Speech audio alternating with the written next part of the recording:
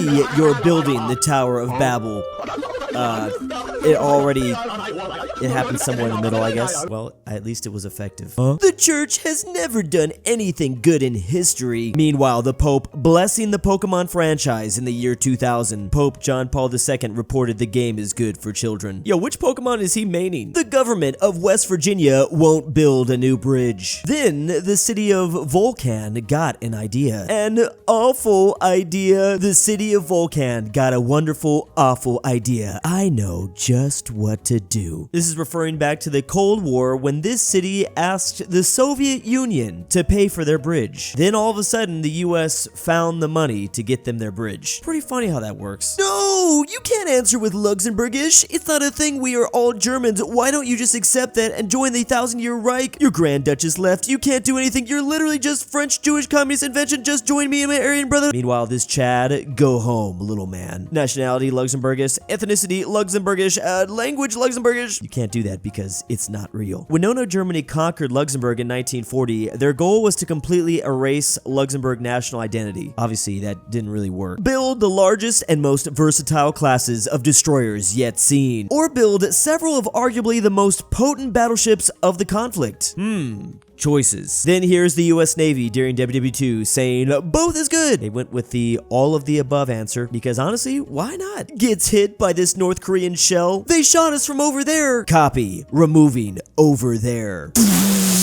And with the help of literally every gun on this ship, they really did remove over there. Japan, after WW2, nothing happened in Asia, and we don't know what Unit 731 is. Unfortunately for Japan, this little mind eraser thing doesn't actually work, but they sure are going to pretend that it does. No, Germany in a tug of war, getting help from the Empire of Japan. I mean, yeah, that makes sense. But they're fighting against Poland and also the Empire of Japan. Oh, that's why they're confused. Basically, Japan was not a huge fan of the Germans attacking Poland, and there were certain members of the Empire of Japan that were actually trying to help Poland. They even took in Polish refugees. They then went on to literally refuse Poland's declaration of war against Japan. They were just like, no. Having your intelligence agency run by a qualified professional, small brain UK. Having your intelligence agency run by a famous war hero and lawyer. Having your intelligence agency run by a power-hungry,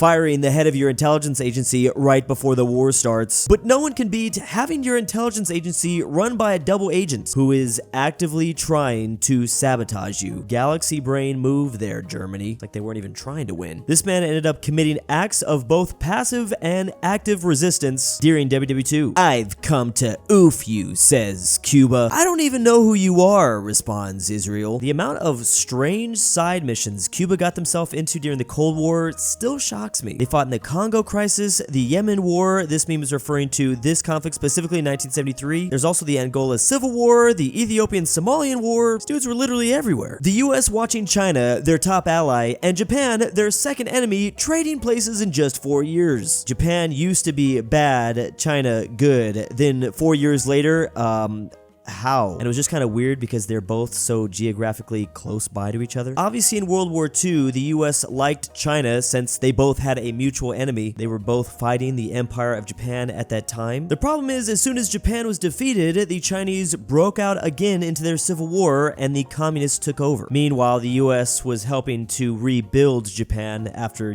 they dropped 2 sons on them. So yeah, it's just real crazy how fast things can change. When you tell everyone how you defeated the Germans and ended World War II, but forgot to tell everyone how you helped the Germans to start World War II. Yeah, we're just gonna skip over that little detail. They did literally have a 10-year non-aggression pact that was only broken by the Germans. I mean, don't get me wrong, the Soviets didn't like Germany, but they were willing to play some ball. There's no way you can discover the fundamental laws of genetics using pea plants. In comes Gregor Mendel. I think I literally remember learning about this when I went to school. This dude stood the test of time, and apparently they recently dug him up and analyzed his DNA. Napoleon and his grand army. Meanwhile, French population being a fourth of the size of all of Europe. This is often forgot about. France had so many people in it. Like 30 million doesn't seem like a whole lot by today's standards, but this was up there back in the day. It had more than Russia back then. All Western European cavalry in the 1600s. No! no, I will get flogged and whipped because I forgot to greet my captain properly in the morning. Meanwhile, Polish cavalry in the 1600s. Yes, a fresh morning.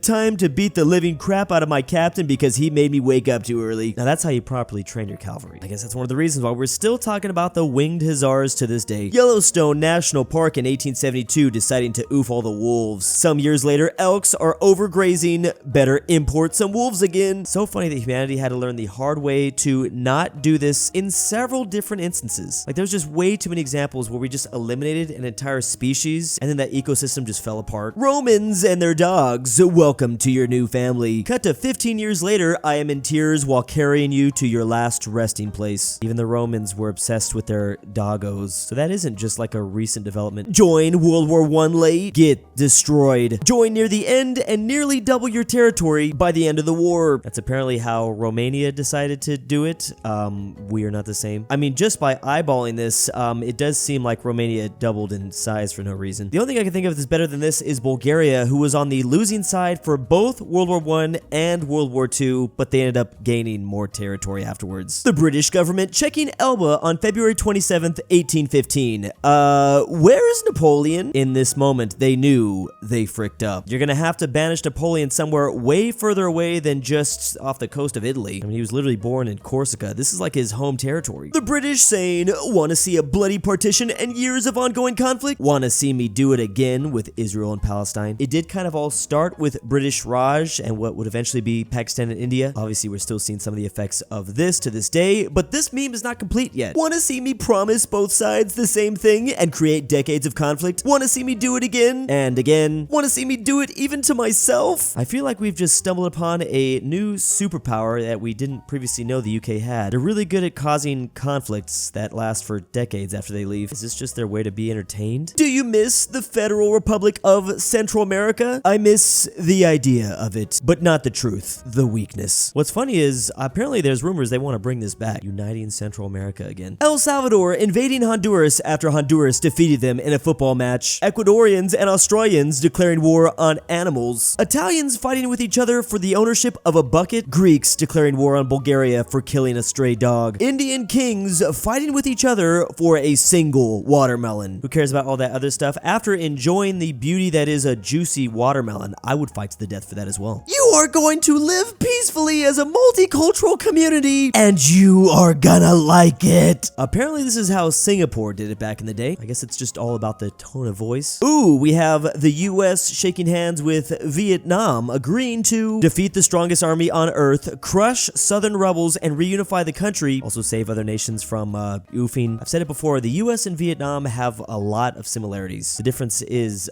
Vietnam fought us. That makes it a little bit awkward, but yeah. Reagan saying, my fellow Americans, I'm pleased to tell you today I've signed legislation that will outlaw Russia forever. We begin bombing in 5 minutes. And this was the Soviet Union's reaction. This was actually just a joke, but the USSR took it pretty seriously. Oh look, it's the US in 1777. In comes Muhammad III, Sultan of Morocco, here to recognize them. Morocco is infamously the first country to recognize the US as a new place. They were apparently not very afraid of Britain, or just didn't care. Me as a kid, when I learned for the first time that the Romans spoke Latin, not Roman. I mean, considering that Rome wasn't a colony, you know, a lot of colonies don't necessarily have that connection. Mexico doesn't speak Mexican, but maybe that also is a surprise to some Americans. You can't defeat me, says the first leader of North Korea. I know, but he can, says the first leader of South Korea. In comes the US president at that time. A few moments later. You can't defeat me, says that same US president. I know, but he can, says that first North Korean leader. And in comes Mao Zedong. He was leader of China at that time. Hopefully you're following. A few moments later, first we have North Korea and China saying, damn, South Korea and America got hands. Then we have South Korea and America saying, damn, North Korea and China got hands. This perfectly represents the teeter-totter war that was the Korean War. It was just a back and forth for several months. When one side would get too powerful, successful, another person would join in, and they both ended up settling for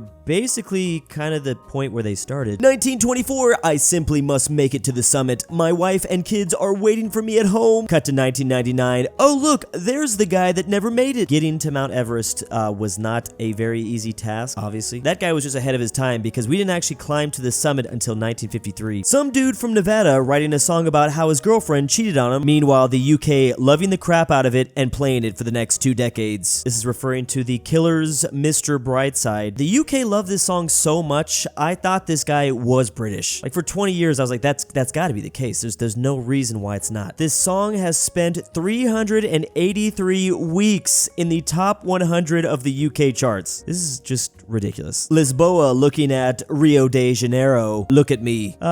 Yes, I am the capital now. Which is actually kind of funny and ironic because this is not currently Brazil's capital. This is specifically talking about a time where the only European capital was held outside of Europe. Poor Rio de Janeiro. They don't get to relive their glory days though. Americans are reminded that they lost the Vietnam War. Also Americans about to bring up the horrendous casualty ratio. Well, I mean, yeah, but a dub's a dub. Even if that ratio is pretty crazy, we still took the L. And big thanks to my patrons this month. Drew, I'm your dad, back with the milk. Look outside. KirinoIsBestGirl. The clone's training is complete and is Fredrik approaching. Tibblin. without Australia and is dad. real. I am not a InquisitorXarius. paid The actor. GreatRalphy. John's annoying JohnDenver. friend. Sebby, if you hear ZaneyBoi. this, I love you. The GoodOldRyah. Mexican 7 Ortin. 6 Fat. Robert Norwal. E. RyeThePie. Carmel LuxembourgLover. And why am I doing this?